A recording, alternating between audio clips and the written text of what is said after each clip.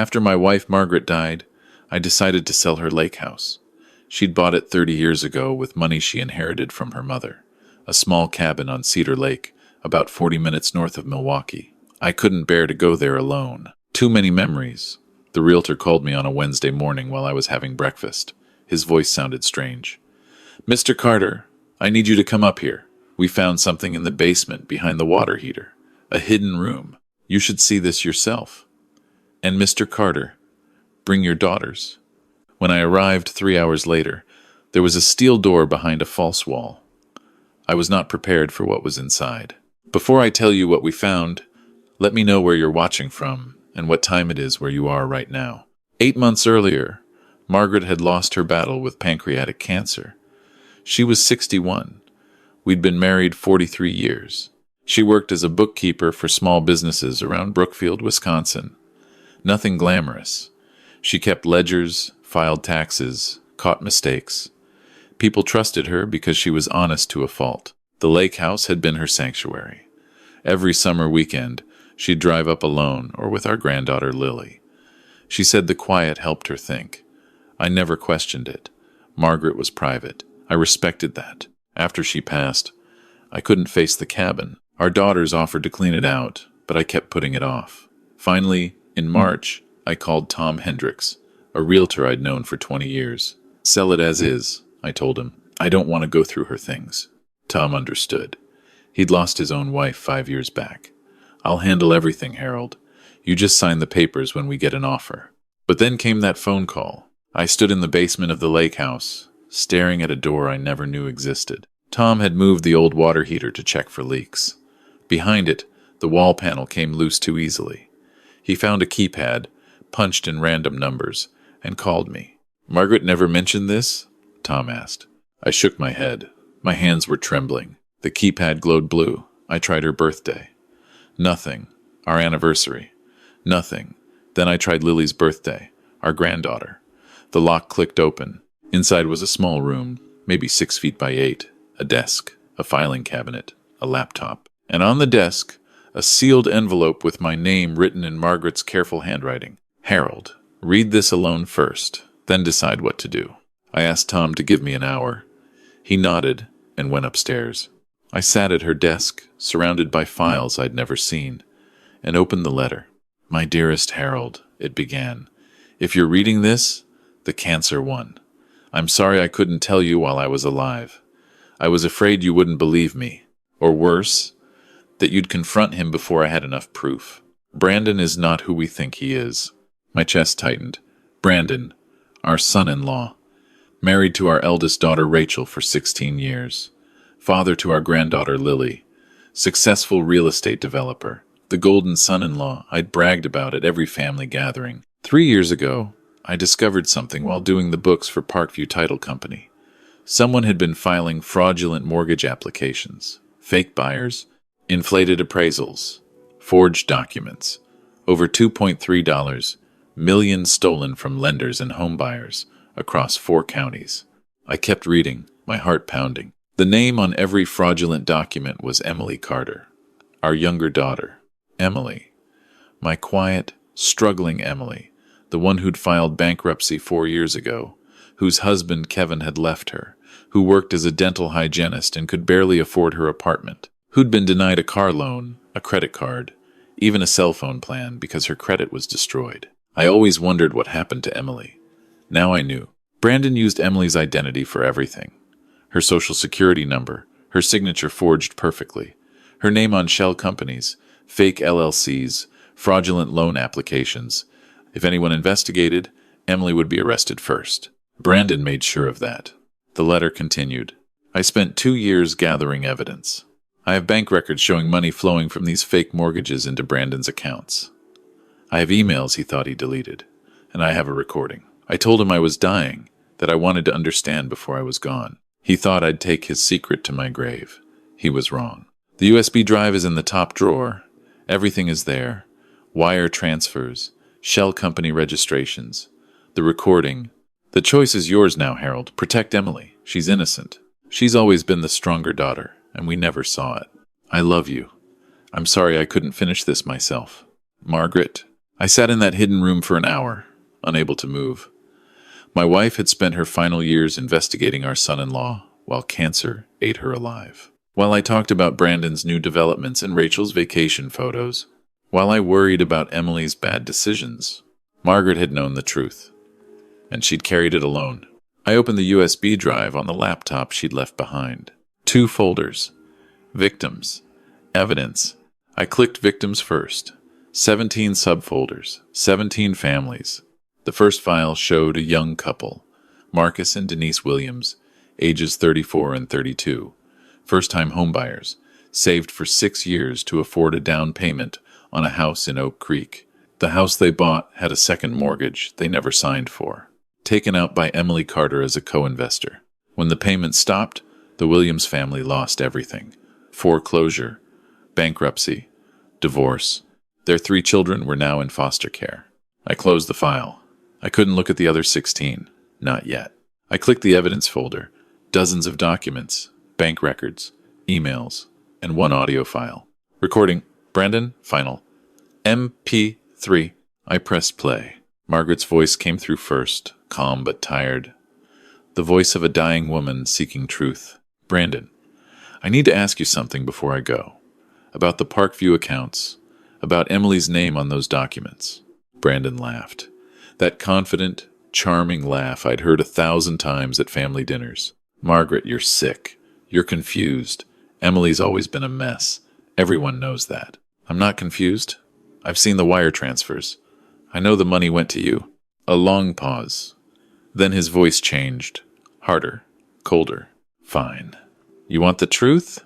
Emily's name is perfect. She already had bad credit. Already had money problems.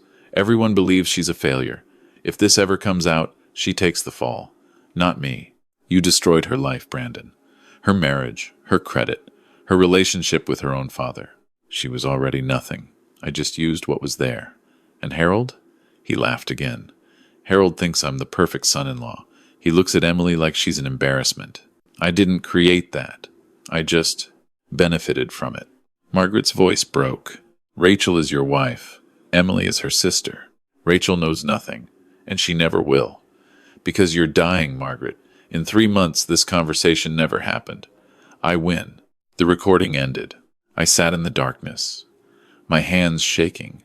The son-in-law I'd praised for 16 years had called my daughter nothing, had deliberately destroyed her life, had stolen millions while I blamed Emily for her own misfortune. And Margaret had known. She'd spent her dying days building a case to save the daughter I'd overlooked. I drove home that night but didn't sleep. The next morning, I pulled Emily's credit report, using access from an old joint account we'd never closed. The number hit me like a punch. 412. A score that meant she couldn't rent an apartment without a co-signer, couldn't get a car loan, couldn't rebuild her life. The report listed accounts Emily had never opened. Business credit lines, commercial mortgages, LLC registrations. All in her name, all delinquent. One company was called E. Carter Development Group. Emily had never worked in real estate. She'd never even bought a house. I thought back to 4 years ago, when Emily's husband Kevin had left her.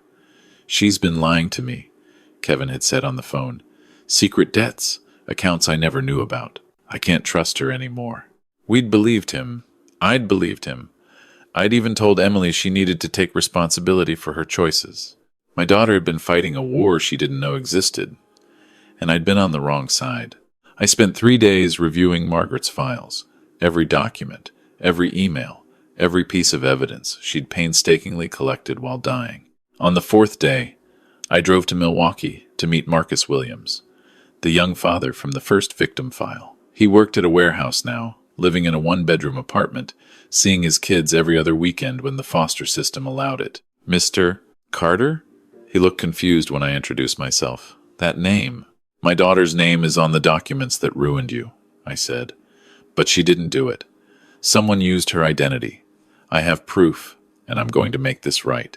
Marcus stared at me for a long moment. Then his eyes filled with tears. I knew something was wrong, he whispered. The signature didn't look right. The bank said it was verified. They said we were lying. You weren't lying, and neither was my daughter. But the man who did this is going to pay. I met with 5 more victims that week. Similar stories. Young families, first-time buyers, dreams destroyed. All of them had noticed something off, but were told they were mistaken. All of them had fought alone. On Friday, I called Margaret's old friend Patricia, a retired FBI agent who now consulted on financial crimes. When I told her what I'd found, she went quiet. "Oh, Harold, this is sophisticated. Multiple jurisdictions. Federal wire fraud. Identity theft. Your son-in-law has been doing this for at least 8 years. What do I do? You need to involve the Bureau. But they'll want cooperation. Either Brandon incriminates himself, or you present this with witnesses. Do you have a way to get him to confess again?" I thought about it. Margaret had gotten a confession by appealing to Brandon's ego, by letting him believe she'd take his secret to the grave. I could do the same thing, but this time, there would be witnesses. That Sunday, I sent a message to our family group chat. "I found something of your mother's at the lake house. It concerns her estate and our family finances. I need everyone here next Saturday. Rachel, Brandon, Emily. This is important." Emily responded immediately. "Of course, Dad. Is everything okay?" Brandon's response came 2 hours later. "Harold, I have a project deadline. Can't Rachel just fill me in later?" "No," I wrote. "This involves property and accounts in your name. The lawyer says you need to be present." I knew that would get his attention. If there were accounts in his name, he'd want to control the narrative. Saturday arrived gray and cold. I'd been awake since 4, reviewing Margaret's evidence one final time. Agent Patricia Chen and 2 FBI colleagues were parked down the street, waiting for my signal. Emily arrived first with her meager belongings in a 10-year-old Honda.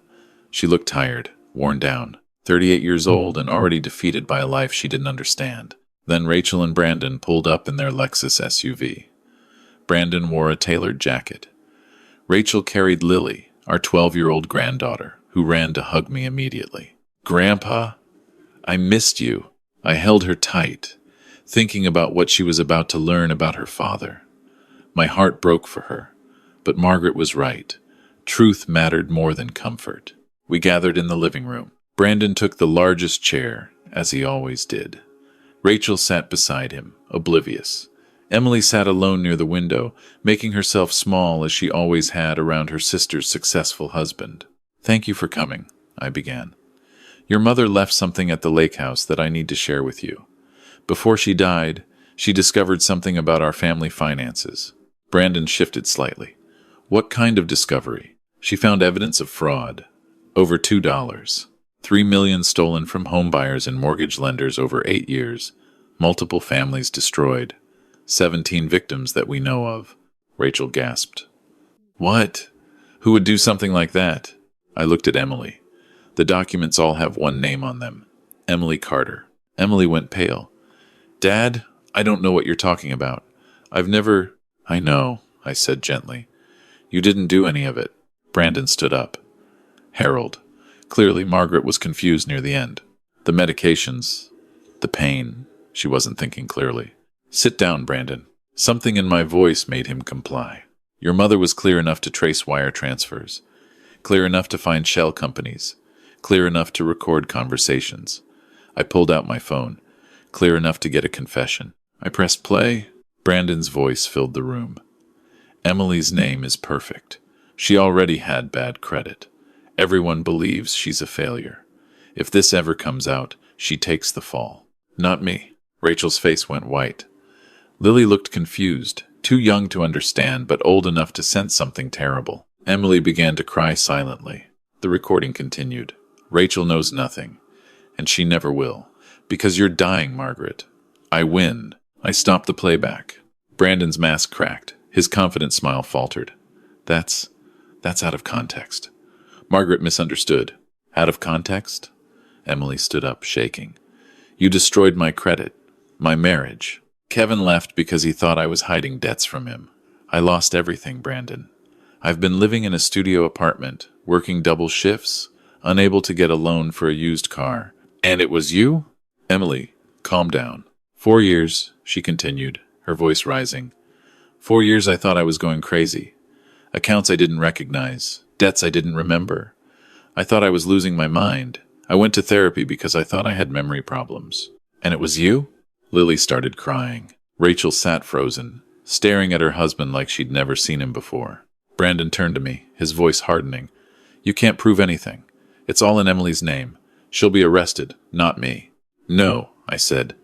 She won't. I walked to the front door and opened it. Agent Patricia Chen stepped in, followed by 2 FBI agents. Brandon Mercer, Agent Chen said calmly. You're under arrest for wire fraud, identity theft, and mortgage fraud. You have the right to remain silent. Brandon lunged toward the back door, but an agent blocked him.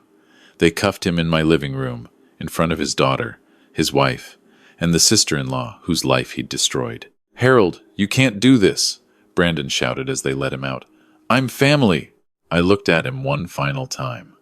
You stopped being family when you used my daughter as a scapegoat. When you stole from innocent people. When you let me blame Emily for failures you created. Margaret saw who you really were. I was blind, but not anymore. The door closed behind him. Rachel collapsed onto the couch, sobbing. Lily ran to her mother. Emily stood motionless, tears streaming down her face. 4 years, Emily whispered again. Dad, did Mom really figure this out? I handed her Margaret's letter. She spent her last 2 years building this case. She wanted to tell me before she died, but the cancer moved too fast. She left everything for me to find. She knew, Emily. She knew you were innocent, and she fought for you until her last breath. Emily read the letter, her hands trembling. When she finished, she looked up at me. She called me the stronger daughter, Emily said softly. Mom thought I was strong? She did. And she was right. You survived 8 years of sabotage without knowing what was happening. You kept working, kept trying, kept showing up. That's strength, Emily. I just couldn't see it. Emily hugged me then. A real hug. The kind we hadn't shared in years. There was no trial. Brandon's lawyer contacted the FBI 3 weeks later with a plea deal. The evidence was overwhelming. Margaret had been thorough. Brandon pleaded guilty to 17 counts of wire fraud, 12 counts of identity theft, and multiple counts of mortgage fraud. The judge, a stern woman named Catherine Walsh, reviewed the victim impact statements before sentencing. Mr. Mercer, she said, you didn't just steal money. You systematically destroyed lives. You ruined your own sister-in-law, framed her for your crimes, and let her suffer for years while you profited. You separated children from their parents. You caused divorces, bankruptcies, suicides in victim families. This court has rarely seen such calculated cruelty. She sentenced him to 28 years in federal prison. No parole. He would be 59 when released. If he survived that long, they let him away without looking back. Rachel filed for divorce 2 weeks later. She moved with Lily to her aunt's house in Minnesota, too ashamed to stay in Wisconsin. I don't blame her. She had to rebuild, too. The restitution process took 6 months. Brandon's assets were seized. His real estate holdings, his investment accounts, his cars, his boats, even the college fund he'd set up for Lily. Everything that had been built on stolen money went back to the victims. The government recovered $1.9 million. I added another $200,000 from Margaret's life insurance. She would have wanted that. 17 families received checks. Not full repayment for everyone, but significant. Enough to restart. Marcus Williams called me the day he got his check. Mr. Carter, I'm getting my kids back. The foster agency approved me. I can finally afford a 2-bedroom apartment. That's what Margaret would have wanted, I said. She spent her final years making this right. Emily's vindication came slowly but completely. The FBI cleared her name officially. Her credit report was corrected, the fraudulent accounts removed. It would take years to fully recover, but she had a path forward. The local paper ran a story about her innocence. People who had judged her, who had whispered about her financial irresponsibility, now understood the truth. Her ex-husband Kevin called to apologize. She didn't take him back, and I was proud of her for that. 1 month after Brandon's sentencing, I sold the big house in Brookfield. Too many memories. Too many dinners where I'd praised Brandon and worried about Emily. I bought a smaller place outside Madison, closer to Emily's new apartment. 3 weeks later, Emily and her rescue dog Murphy moved into my spare room. Just until I save enough for a deposit, she said. We both knew it was more than that. We needed each other. I started volunteering at a nonprofit that helps victims of identity theft. Twice a week, I sit with people whose lives have been destroyed by someone using their name, their credit, their identity. I tell them about Margaret, about Emily, about how justice is possible if you don't give up. On a warm evening in July, Emily and I sat on my back porch, watching the sunset. Murphy dozed at our feet. "Dad," Emily said, "do you think Mom knew? Before the cancer? Before she found the evidence? Do you think she sensed something was wrong with Brandon?" I thought about it. Maybe. Your mother noticed things, patterns, numbers that didn't add up. She never said anything, but I wonder if she was watching him for years before she had proof. Why didn't she tell you? I think she was afraid I wouldn't believe her. Brandon was. I was proud of him. Too proud. I thought he was everything a son-in-law should be. Rich, successful, confident. I thought you were. I stopped. Ashamed. A failure, Emily finished. It's okay, Dad. I thought so too. You were never a failure. You were being sabotaged by someone I trusted. I should have seen it. I should have looked closer. Instead, I praised the thief and blamed the victim. Emily was quiet for a long moment. Then she reached over and took my hand. "Mom saw me," she said softly. "Even when no one else did, she fought for me. That's enough." I squeezed her hand. "And now I see you too. Better late than never." Lily visits once a month now. She's 13, trying to understand why her father is in prison, why her parents divorced, why her life changed overnight.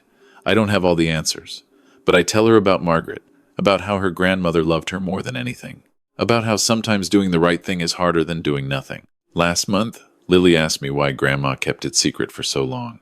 I thought about Margaret in that hidden room at the lake house, surrounded by evidence, fighting two battles at once, cancer and corruption. She lost one, but she won the other. She was gathering proof, I told Lily.